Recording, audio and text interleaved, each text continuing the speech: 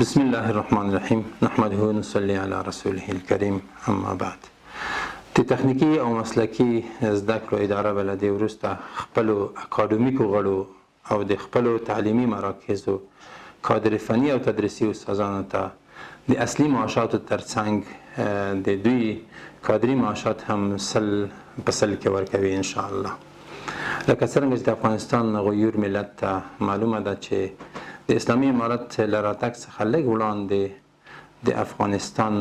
د ملت خزانه د راغلو او بیرته تللو لخوا تشه شوه، نو ځکه خو به امتیازات 80 سلنه ورکول کېدل. خو د تخنیکي او مسلکي زده کړو د ادارې د رهبرۍ په هڅو او د ریاست الوزرا د عالي مقام د خاص ترحم له امله به د روان کال د سنبولې د میاشتې یعنی د 1402 هجري لمریز کال د سنبولې له څلورم څخه به را په دې خوا د دوی کادري معاشات